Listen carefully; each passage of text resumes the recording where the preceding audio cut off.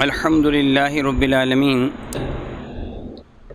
الصلاۃ والسلام علی سید الانبیاء والمرسلین وعلی آلہ واصحابہ اجمعین، اما بعد، اعوذ باللہ من الشیطان الرجیم، بسم اللہ الرحمن الرحیم۔ بحمد اللہ تعالی کہ رب ذوالجلال کے احسان اور کرم سے آج آپ اپنا سبق ملاحظہ کریں گے سورہ بقرہ شیفہ کی 17 نمبر آیت شیفہ سے آگے۔ سماعت کیجئے گا۔ اعوذ باللہ من الشیطان الرجیم، بسم اللہ الرحمن الرحیم۔ صم بکم عمی فہم لا یرجعون۔ صم وہ بہرے ہیں، بکم وہ گونگے ہیں، عمی وہ اندھے ہیں، فہم لا یرجعون اور وہ واپس پلٹنے والے نہیں ہیں، وہ رجوع کرنے والے نہیں ہیں۔ اس آیہ بارکہ کے مفہوم کو سمجھنے کے لیے آپ کو پچھلی آیہ بارکہ کا مفہوم ذہن میں رکھنا ہوگا۔ رب ذوالجلال پچھلی آیہ بارکہ میں ارشاد فرما رہا ہے، مثلہم کمثل الذی استوقد نارا۔ منافقوں کی مثال اس طرح ہے کہ جس طرح کسی شخص نے آگ جلائی، یعنی جنگل بیابان وغیرہ میں آگ جلائی، خواہ وہ آگ لکڑیوں کی شکل میں جلائی یا وہ ایک شمع لے کے جا رہا تھا۔ آگ جلائی تھی شمع کی راستہ دیکھنے کے لیے، اس کی تابانیوں سے وہ خوش ہو گیا کہ اب میرا راستہ میرے لیے واضح ہو گئے ہیں۔ مثلہم کمثل الذی استوقد نارا، مثال ان منافقوں کی ایسی ہے کہ جس طرح کسی نے آگ بھڑکائی، فلما اضاءت ما حولہ، تو جب اس کی آگ کی روشنی نے اس ماحول کو منور کر دیا، روشن و تاباں کر دیا، راستوں سے سجائی دینے لگا۔ تصور میں لائیے اندھیری رات ہو، شدید اندھیری رات، کوئی آدمی جنگل بیابان میں ہے، اس کے پاس کوئی لائٹ ہے، شمع ہے۔ اس زمانہ میں شمع ہوا کرتی تھی یوں کہ جس طرح آج کل یہ حقے کی چلم ہوتی ہے، اس طرح کا ایک برتن بنا لیا جاتا، اس کے نیچے ایک ڈنڈا لگایا جاتا اور اس برتن کے اندر کوئی کپڑا وغیرہ، تیل یا چربی وغیرہ سے بھگو کے رکھ لیا جاتا، پھر اس کو آگ لگا کے یوں اٹھا لیا جاتا، اور جب تک وہ تیل یا چربی وغیرہ اس کپڑے کے اندر موجود رہتی، وہ روشنی پھیلی رہتی، اس کو شمع کہتے تھے۔ آج کل موم بتی کو بھی شمع کہہ دیتے ہیں، یعنی وہ چیز جس سے ان کو راستہ نظر آ رہا تھا، یک بیک کیا ہوا؟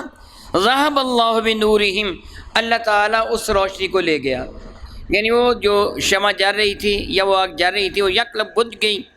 وَتَرَكَهُمْ فِي ظُلُمَاتٍ، اور ان کو چھوڑ دیا اللہ تعالیٰ نے اندھیرے میں کہ لا یبصرون، ان کو کوئی بھی سجائی نہیں دیتا۔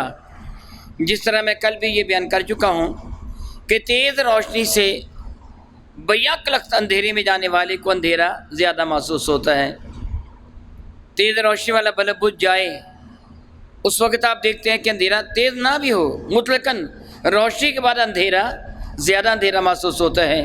تو گویا اب ان کی حالت کیا ہے؟ اللہ تعالیٰ فرماتا سمن، وہ بہرے ہیں، اللہ اکبر اللہ اکبر، بکمن، الیاذ باللہ تعالیٰ وہ گونگے بھی ہیں، عمیٌ وہ اندھے بھی ہیں۔ جو آدمی بول سکتا ہو وہ کسی کو پکار کر کہہ دے گا مجھے راستہ بتا دو، جو سنتا ہے وہ کسی سے سن کر سیکھ لے گا، اور بھائی آگے قدم نہ اٹھانا، گڑھا ہے، کنویں ہے، اس میں گر جائے گا۔ ان کو تو سنتا بھی نہیں ہے، یہ تو بولتے بھی نہیں ہیں، عمیٌ اندھے ہیں، ان کو تو نظر بھی نہیں آ رہا ہے۔ تو سوچئے جو معاذ اللہ تعالیٰ سماذ اللہ تعالیٰ بندہ اندھا بھی ہو، بہرا بھی ہو، گنگا بھی ہو، بھلا اس کو راستے کا کیسے پتہ چلے گا؟ اب خود کیسے راہ جان سکے گا کہ کدھر میں نے جانا ہے؟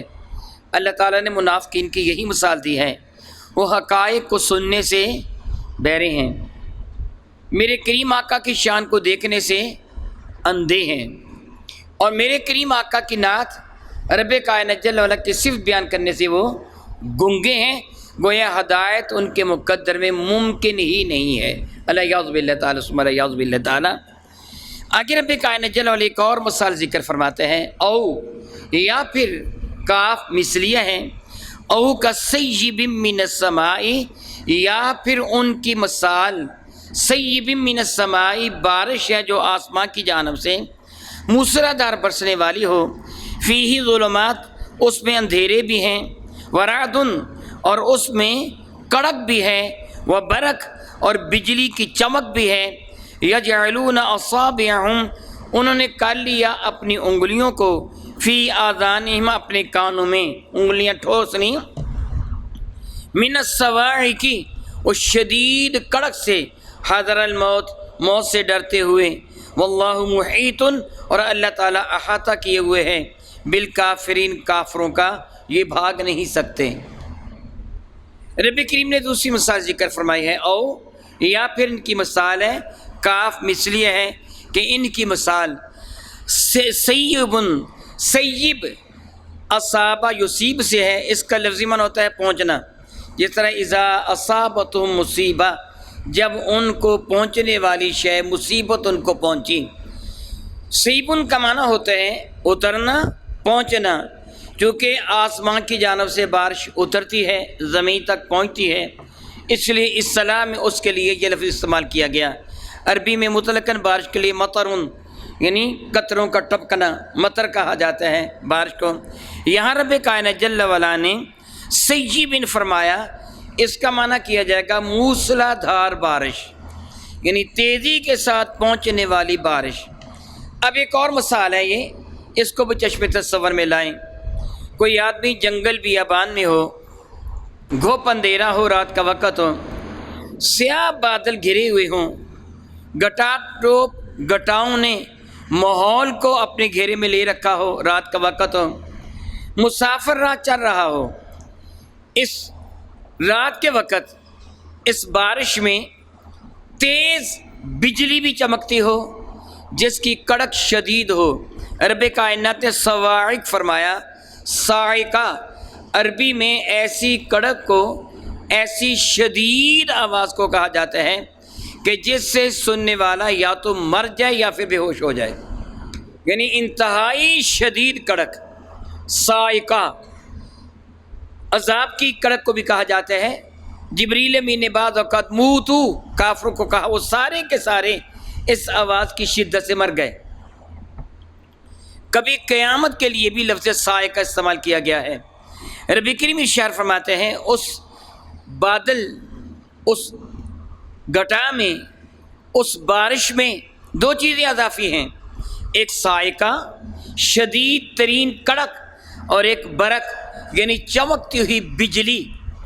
آپ جانتے ہیں کہ عام طور پر جب بجلی چمکتی ہے، روشنی بھی پھیلتی ہے، اور انسان پر ہیبت بھی طاری ہوتی ہے کہ کہیں یہ مجھ کو ہلاک نہ کر کے رکھ دیں، مجھ پر گر نہ جائے یہ بجلی، پڑ نہ جائے بجلی، وہ سود دیگر کیا ہوگا، میں مر جاؤں گا، ہلاک ہو جاؤں گا۔ اور وہ کڑک بعض اوقات شدید چنگھاڑ کی شکل میں ہوتی ہے، انسان دہل جاتا ہے۔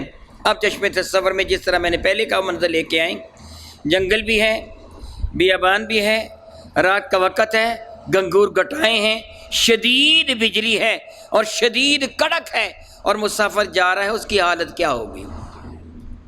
یہ حال منافقین کا ہے۔ رب کریم ارشاد فرماتے ہیں، او کصیب من السماء، یا آسمان سے موسلادھار بارش برس رہی ہو، فیہ ظلمات، اس میں کئی اندھیرے ہیں، رات کا اندھیرا، بادل کا اندھیرا، بادل کی سیاہی، گھٹا کا اندھیرا، ورعد، اس پہ زبردست کڑک بھی ہے، وہ برق، اور بجلی بھی چمکتی ہے، یجعلون اصابعہم، اور انہوں نے اپنی انگلیوں کو رکھ لیا، فی اذانہم، اپنے کانوں میں۔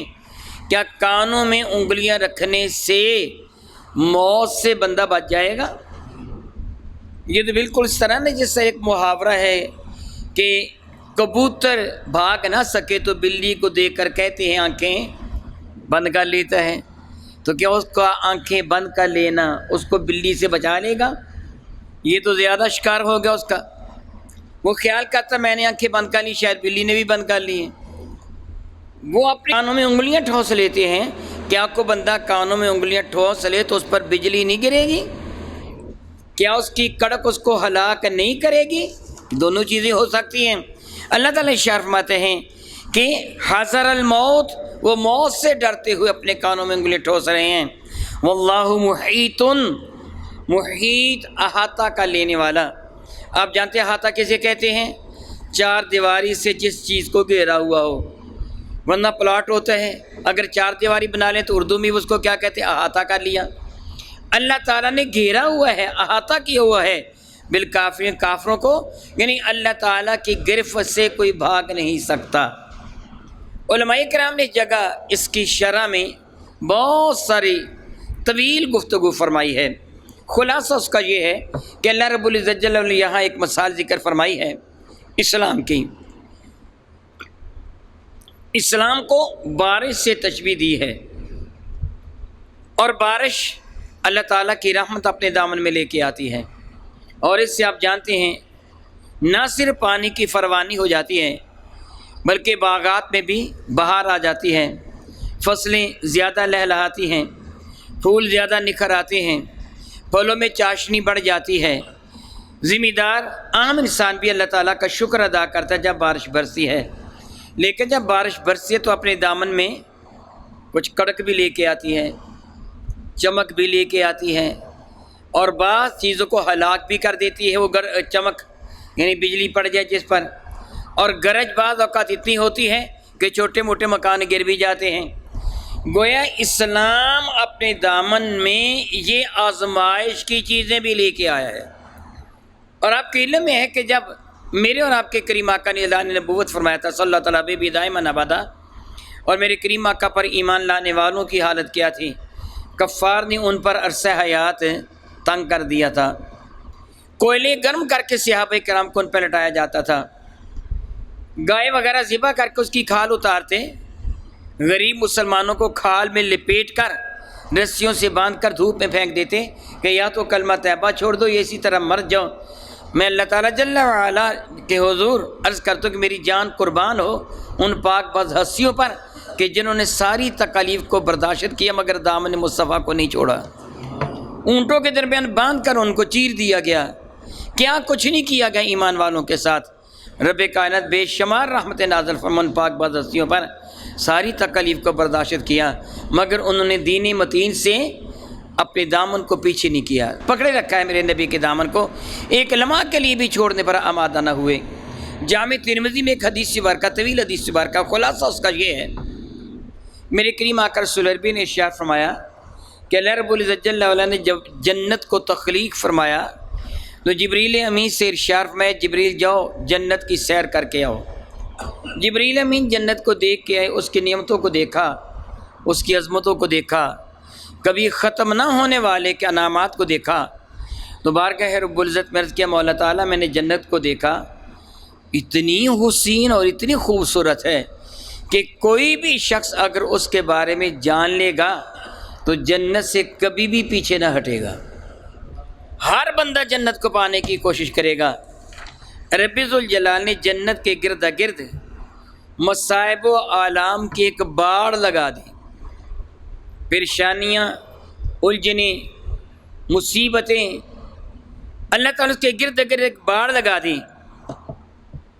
پھر جبریل امین کو بھیجا کہ جبریل جاؤ جا کے دیکھ کے آؤ، تو جبریل امین نے جب اس کے گرد گرد مصائب و آلام کے اس باڑ کو دیکھا تو عرض کیا مولا تعالیٰ میں تو سمجھتا ہوں اب کوئی بھی جنت میں نہیں جا سکے گا۔ پھر اللہ تعالیٰ جل وعلا نے جب دوزخ کو پیدا فرمایا تو جبریل کو فرمایا جا جا کے دوزخ کو دیکھ۔ جبریل امین نے دوزخ کو دیکھا تو دوزخ کو دیکھ کر آ کے عرض کیا مولا تعالیٰ میں نے اس کی ہولناکی کو دیکھا، ہیبت کو دیکھا، ملنے والے عذابوں کو دیکھا۔ مولا تعالیٰ جل مجد الکریم اتنا شدید ہولناک منظر ہے کہ جو کچھ سنے گا کبھی بھی اس کا رخ نہیں کرے گا۔ اللہ تعالیٰ اس کے گرد گرد شہوات کو، لذات کو، دنیاوی مال و دولت کو، دنیاوی زیب و زینت کو اس کے گرد گرد جمع کر دیا، اور جبریل کو فرمایا اب دیکھ کے آؤ۔ تو جبریل امین نے جب ان چیزوں کو دیکھا تو آ کے عرض کیا مولا تعالیٰ مجھے معلوم ہوتا ہے کہ اب کوئی بھی دوزخ سے بچ نہیں سکے گا۔ میرے کریم آقا رسول اللہ نے فرمایا کہ جنت کو اللہ تعالیٰ جل وعلا نے مصائب و آلام کے درمیان رکھا ہے، اور دوزخ کو اللہ تعالیٰ نے دنیا کی عیش و عشرت کے درمیان رکھا ہے۔ آپ آج دیکھ رہے ہیں نماز کے لیے اللہ تعالیٰ کیا فرماتے ہیں، نماز یہ بڑی بوجھل محسوس ہوتی ہے، الا علی الخاشعین، لیکن ان لوگوں پر نہیں، انہا لکبیرۃ الا علی الخاشعین، نماز پڑھنا بھی بڑا بوجھ ہے لیکن ان کے لیے نہیں جو خشوع و خضوع کرنے والے ہیں۔ آپ یہ جانتے ہیں نا، خود ہی بتائیے اس گاؤں کے افراد کتنے ہیں اور مسجد میں کتنے آتے ہیں؟ غور کیجئے ذرا، افراد کتنے ہیں، مسجد میں کتنے آتے ہیں؟ اسی طرح دیکھیے، ایک طرف اذان ہو جائے کہ آؤ مسجد کی طرف، اور دوسری طرف کو تھیٹر ہو، سینما ہو، ناچ گانے کی محفل ہو، لوگ کدھر جائیں گے؟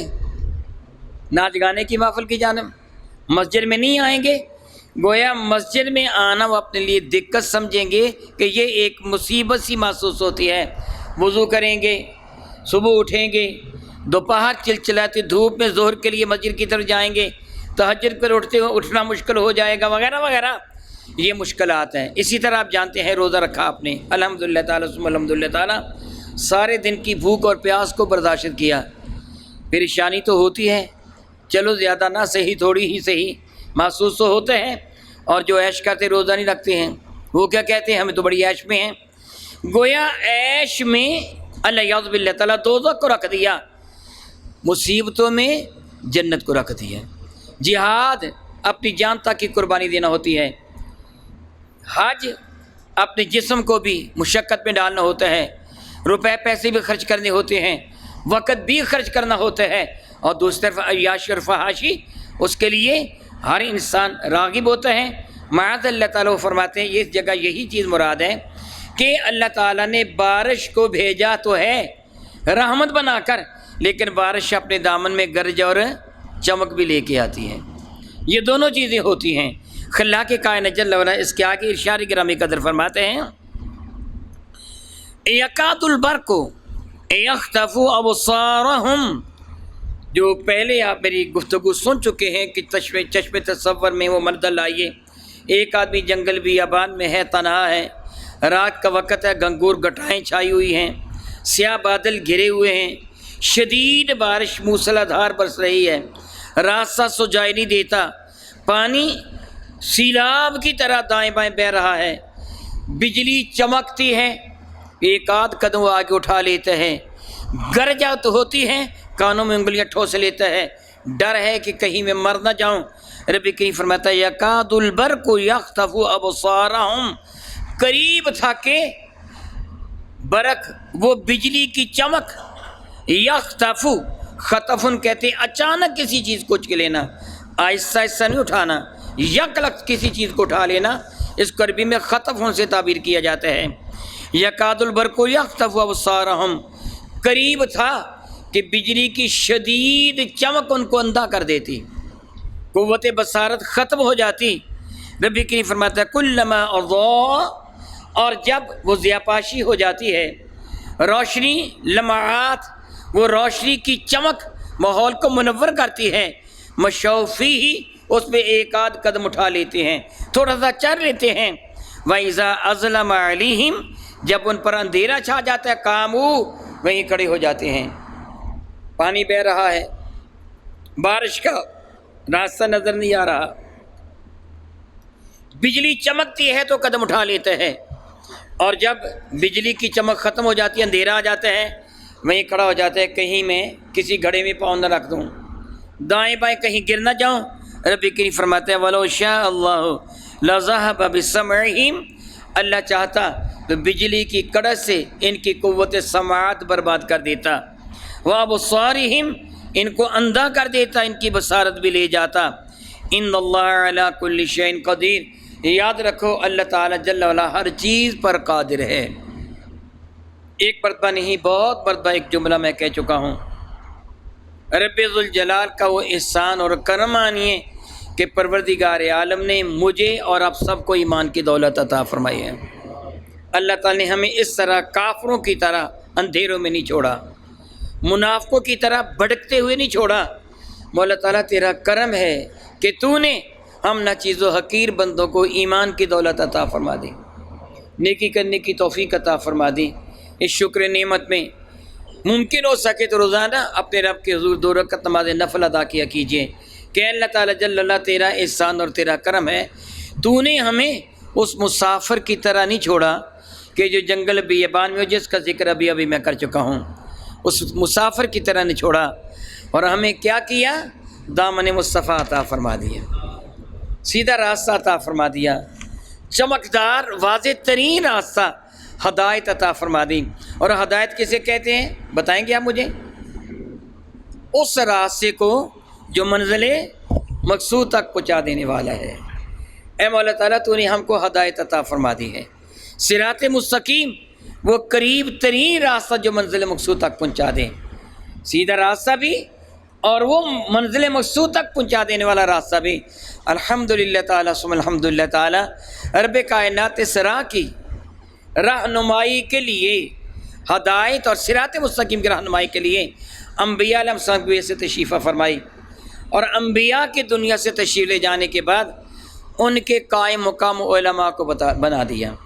اب علماء انبیاء علیہ السلام کی تعلیمات کو آگے پھیلانے والے ہیں، جو میرے نبی فرماتے ہیں کہ علماء امتی کا انبیاء بنی اسرائیل، میری امت کے علماء بنی اسرائیل کے انبیاء کی مانند ہیں، یعنی تبلیغ کرنے میں جس طرح بنی اسرائیل کے انبیاء تبلیغ کرتے تھے، میری امت کے علماء اس طرح تبلیغ کریں گے، یعنی میرے علم کو العلماء ورثۃ الانبیاء، علماء انبیاء کے وارث ہوا کرتے ہیں۔ آپ جانتے ہیں کہ وارث دنیا میں کسی کی بہت بڑی دولت ملوں، بہت بڑی جائیداد کے جو وارث بنتے ہیں ان کے پاس کیا ہوتا ہے؟ بہت سارا دنیا کا مال و دولت، وہ خرچ کرتے ہیں۔ اللہ نے علماء کو انبیاء کا وارث بنایا، وہ انبیاء کا علم اپنے دامن میں لے کے آتے ہیں، پھر اس علم کو وہ خرچ کرتے ہیں۔ میرے کریم آقا رسول اللہ نے کبھی سوال فرمایا تھا، بتاؤ سب سے بڑا سخی کون ہے؟ تو صحابہ کرام نے کیا کہ اللہ تعالیٰ اس کا رسول جانتے ہیں سب سے بڑا سخی کون ہے؟ تو میرے نبی نے فرمایا تھا سب سے بڑا سخی اللہ تعالیٰ ہے، اللہ تعالیٰ کے بعد سب سے بڑا سخی میں مصطفیٰ ہوں، اور میرے بعد سب سے بڑا سخی وہ ہوگا جو میری تعلیمات کو لوگوں کے اندر پھیلائے گا۔ وہ الحمدللہ تعالیٰ ثم الحمدللہ تعالیٰ، اللہ تعالیٰ کا کتنا بڑا احسان اور کرم ہے کہ رب کائنات جل اللہ نے ہمارے لیے علماء کی ڈیوٹی لگائی، وہ ہمیں سیدھی راہ کی ہدایت دیتے ہیں، بتاتے ہیں، اور ہمارے لیے اس راہ پہ چلنا آسان ہو گیا۔ رب ذوالجلال ارشاد فرماتے ہیں ان اللہ علی کل شیء قدیر، اس پہ شک نہیں کہ اللہ تعالیٰ ہر چیز پر قادر ہے۔ کیا بلا اللہ تعالیٰ؟ سبحان اللہ و بحمدہ، سبحان اللہ۔ اگر وہ چاہتا تو پوری دنیا والوں کو مسلمان بنا دیتا، اور اگر وہ ہمیں ایمان کی دولت عطا نہ فرماتا تو ہمیں کبھی بھی میسر نہ آتی، وہ ہر چیز پہ قادر ہے۔ اے مولا تیرا کرم ہے تو نے ہم کو ایمان کی دولت عطا فرمائی۔ اگلے برکہ میں رب کریم ارشاد فرماتے ہیں یا ایھا الناس اعبدوا ربکم الذی خلقکم والذین من قبلکم لعلکم تتقون۔ اب یہ ساری گفتگو کے بعد ایک احساس دلایا جا رہا ہے، یہی سمجھانے کا ایک بڑا پیارا انداز ہے۔ کسی کو بتایا جائے کہ اگر تو نہ مانا تو یہ سزا ملے گی، مانا تو یہ نعمتیں ملیں گی، ان دونوں چیزوں کا ذکر ہوا، جنت کا بھی جہنم کا بھی۔ اب اللہ تعالیٰ فرماتا ہے یا ایھا الناس، سارے کے سارے انسانوں۔ یاد رکھیے قرآن کریم میں جہاں کہیں یا ایھا الناس سے خطاب فرمایا گیا ہے، یہ مکہ مکرمہ میں نازل ہونے والی آیات مبارکہ ہیں۔ یہاں یا ایھا الناس ہوگا، اور یا ایھا الذین آمنوا ہوگا تو مدینہ طیبہ کی آیت مبارکہ ہوگی۔ جب الناس کہا گیا تو سارے انسان، مکہ مکرمہ میں مسلمان کم تھے، کافر زیادہ تھے، اس لیے وہاں الناس فرمایا گیا ہے۔ اور جب کافروں کو خصوصی خطاب کیا، بالکل یا ایھا الکافرون کہہ کے خطاب کیا ہے۔ جب مدینہ طیبہ میں قرآن کریم نازل ہوا تو اللہ تعالیٰ نے یا ایھا الذین آمنوا کہہ کے خطاب فرمایا، یا ایھا الناس کہہ کے خطاب نہیں فرمایا، کہ مدینہ طیبہ میں ایمان والوں کی زیادتی تھی اور کافر کم تھے، وہاں آمنو، یہاں یا ایھا الناس، اے سارے کے سارے انسانوں، ایمان والے بھی اور بے ایمان بھی، اعبدو، تم عبادت کرو، ربکم، اپنے رب کی، الذی، وہ رب تمہارا، خلقکم، جس سے تمہاری تخلیق فرمائی، والذین من قبلکم، اور ان کو بھی پیدا فرمایا جو تم سے پہلے تھے، تمہارے باپ دادا پردادا لکڑ دادا، سارے کے سارے ان کو پیدا کیا، یہ تم کیوں عبادت کرو گے اپنے رب کی؟ یا ایھا الناس اعبدوا ربکم الذی، اے سارے کے سارے انسانوں عبادت کرو اپنے رب کی جس سے خلقکم، تمہیں پیدا کیا، والذین من قبلکم، ان لوگوں کو پیدا کیا جو تم سے پہلے تھے۔ عبادت کیوں کرو؟ لعلکم تتقون، تاکہ تم کو تقوی میسر آ جائے، تم جنتی بن جاؤ انشاءاللہ تعالی جل وعلا۔ اس کے تحت میں آئندہ کروں گا، میں یہ گزارش کروں گا کہ آپ کوشش کیجئے روزانہ کے روزانہ قرآن مجید فرقان مجید کا یہ درس حاصل کیجئے۔ میرے کریم آقا علیہ السلام کے ایک ارشاد گرامی قدر کا مفہوم بنتے ہیں، جو قرآن مجید فرقان حمید احادیث نبویہ علم دین پڑھنے کے لیے اپنے گھر سے قدم اٹھاتے ہیں، اللہ کے فرشتے اس کے لیے اپنے پر پھیلا دیتے ہیں، گویا اس کے قدموں کے نیچے اللہ کے فرشتے اپنے پر بچھا دیتے ہیں۔ تفسیر کبیر میں امام راضی رحمۃ اللہ تعالی نقل فرماتے، رسول رحمت نے فرمایا جتنے قدم اٹھا کر تم درس قرآن کریم سننے کے لیے آتے ہو، اتنے قدم اللہ تعالیٰ ہر قدم کے بدلہ میں 1 سال کامل کی عبادت کا ثواب تمہارے نامہ اعمال میں تحریر فرما دیتا ہے۔ اور جتنے قدم پھر یہ سبق سن کر اٹھا کے واپس جاتے ہو، واپسی کے بھی ہر قدم پر 1 سال کامل کی عبادت کا ثواب مل جاتا ہے۔ گویا تم اپنے گھر سے 50 قدم اٹھا کے مسجد کی طرف آتے ہو، 50 قدم اٹھا کے جاتے ہو، 15-20 منٹ کا 10 لینے پر اللہ تعالیٰ 100 سال کی عبادت کا ثواب درج فرما دیتا ہے۔ ضائع نہ ہونے دیجیے، معلوم نہیں زندگی کا چراغ کہاں گل ہو جائے، موت کب آ جائے کوئی پتہ نہیں ہے۔ جتنی زندگی اللہ تعالیٰ نے دی ہے اس کی رضا کے لیے بسر کرنے کی کوشش کیجیے۔ دعا کرتا ہوں رب کائنات میرے کریم آقا رسول عربی کے صدقہ سے مجھے بھی اور آپ کو بھی حقائق کو سمجھنے اور عمل کی توفیق عطا فرمائے، آمین ثم آمین، وآخر دعوانا ان الحمد للہ رب العالمین۔